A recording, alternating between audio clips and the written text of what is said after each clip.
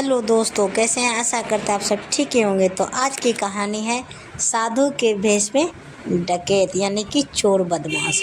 सुनिए एक रहस्यमयी कहानी। तो दोस्तों ये कहानी बहुत अच्छे होने वाले हैं, तो ये कहानी अंत तक सुने। एक बार की बात है, एक गांव के पास जंगल के तरफ डाकुओं का एक झुंड रहता था। उन डाकुओं का सरदार साधु के भेष में रहता था।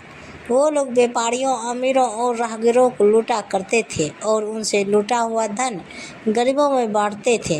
अपने आसपास के गरीबों का ध्यान रखते थे। उन्हें लगता था कि राज्य में इन गरीबों को पूछने वाला कोई नहीं है। उन्हें राज्य की ओर से गरीबों के प्रति यह व्यवहार किसी विश्वासघात से कम नहीं प्रतीत होता था। और उनकी एक बात हद तक सही भी थी कि जिस जंगल में वो लोग रहते थे वहाँ एक तक राज सुविधा नहीं पहुँच पाती थी।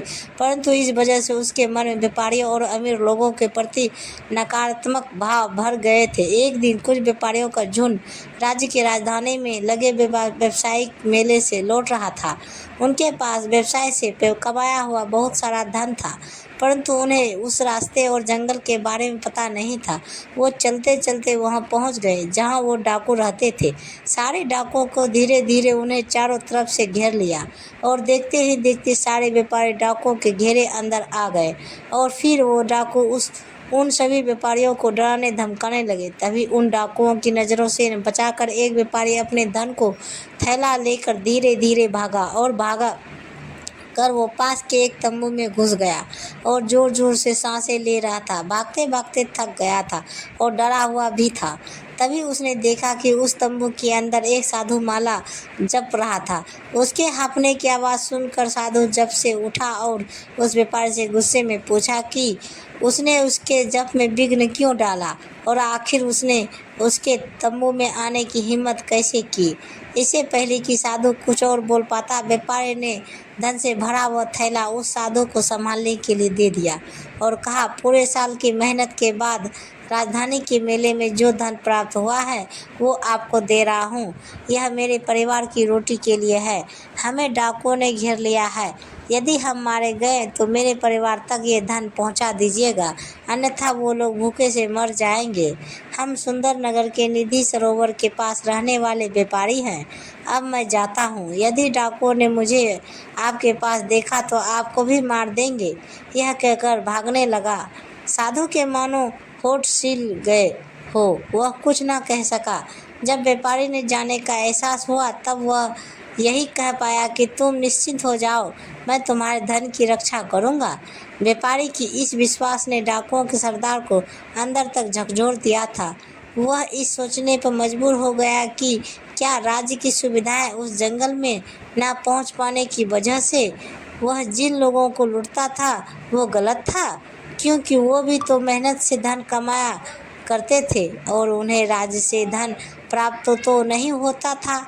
इन सब बातों ने उन डाकुओं को सरदार को परेशान कर दिया।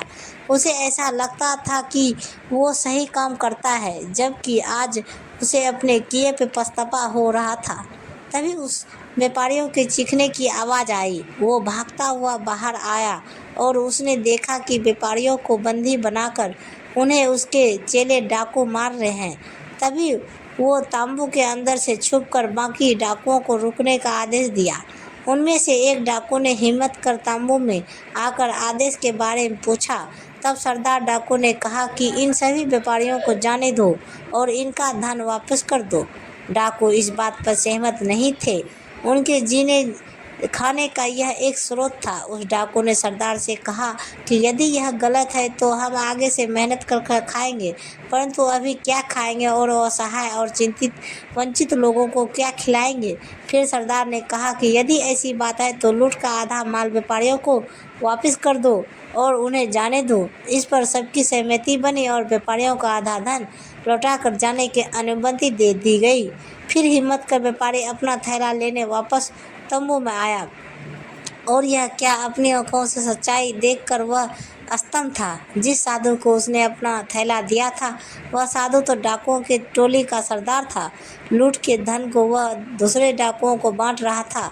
यह सब देख व्यापारी वहां से निराश होकर वापस जाने लगा। वह मुड़ मुड़ कर तंबू की तरफ देख रहा था कि ठगा सा महसूस कर रहा था, मगर उस साधु ने व्यापारी को जाते देख लिया था और बाहर आकर उसने कहा, रुको, तुमने जो धन का थैला मुझे दिया था वह ज्यों का क्यों त्यों ही है। और साधु ने व्यापारी का धन से भरा थैला वापस कर दिया। अपने धन को सलामत देख व्यापारी खुशी से गदगद हो गया और साधु को दान देने की इच्छा जाहिर की, परंतु साधु ने मना कर दिया और हाथ जोड़कर नमस्कार कर तंबू की ओर चला गया। व्यापारियों का झुंड भी खुशी खुशी अपने सुंदर नगर की ओर चल पड़ा। जब सरदार तंबू में वापस लौटा तब वहां बैठे अन्य डाकुओं ने सरदार से पूछा कि हाथ में आए धन को इस प्रकार क्यों जाने दिया। तभी सरदार ने कहा, व्यापारी मुझे भगवान का भक्त जानकर भरोसे के साथ थैला दे गया था, उसी कर्तव्य भाव से मैंने उसके थैले को वापस दे दिया।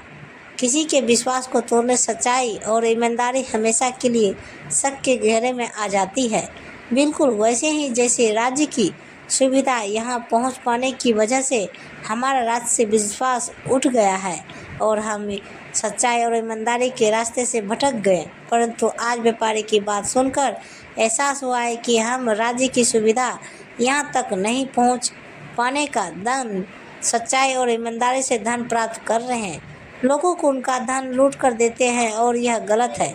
आज से हम सब मिलकर मेहनत करेंगे और अपने साथ सभी वंचित लोगों को सहायता भी करेंगे। सब सरदार की बात से सहमत हुए और डकैती छोड़कर ईमानदारी से धन कमाने की प्रतिज्ञा करी। तो प्रेम से बोलिए जय माता दी, हर हर महादेव। तो दोस्तों ये कहानी आप सबको कैसी लगी तो दोस्तों कमेंट बॉक्स में हमें ज़रूर बताइएगा। और ऐसी ही कहानियाँ सुनने के लिए सास बहू या ज्ञानवर्धक कहानी, धार्मिक कहानी या शिक्षाप्रद मनोरंजन कहानी या पारिवारिक कहानियाँ, कोई भी कहानियों से आधारित सुनने के लिए हमारे चैनल को सब्सक्राइब करें और वीडियो को लाइक ज़रूर करें दोस्तों। धन्यवाद। तो मिलते हैं अगले दोस्त, बाय बाय दोस्तों।